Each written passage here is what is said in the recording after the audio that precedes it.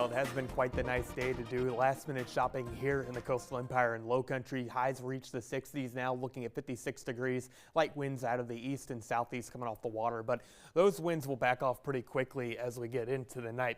Viper radar remains clear and dry, and that's going to be the case for your Sunday too, with rain-free conditions really continuing through the entire 7-day forecast. Low temperature tonight will be in the upper 30s to lower 40s. Looking at the start of Sunday, may need a light jacket to start your day, but this gives way to a lovely one. Highs reach the upper 60s. So beautiful day on tap.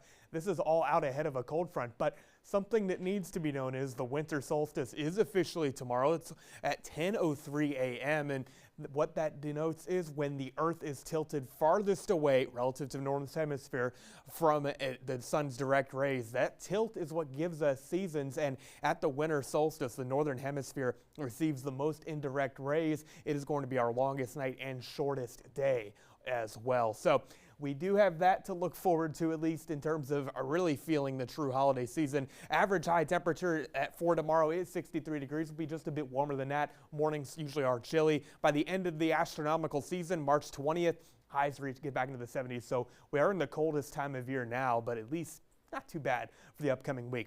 High pressure is moving off to the east, but tonight conditions are going to be fairly quiet, at least ahead of this cold front. A dry cold front, by the way, as any rain chances are across North Alabama. There's just no moisture in the mid and upper levels for our region to support that. Front moves through midday, but we'll still have plenty of warm temperatures to contend with until we get into the evening. And this front, really what it's going to do is reinforce northeasterly flow. High pressure to the north is going to allow for that to take place, and we'll also have more cloud cover and a bit more moisture. But either way, Monday is going to be a nice day, albeit just a little bit cooler than the overall dominating theme of the extended forecast, which is going to be warmth.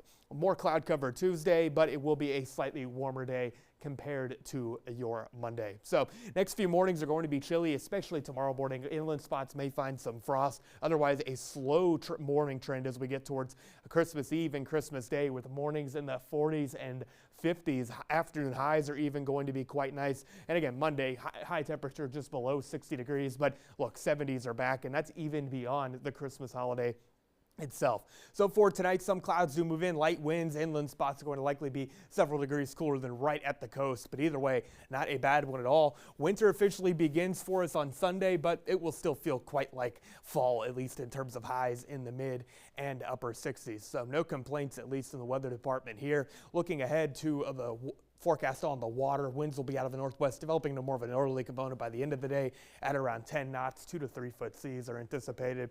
Looking into the extended forecast, we do have a brief cool down on Monday, but by the time we get towards Christmas Eve, Christmas Day, it is going to be quite warm in the area.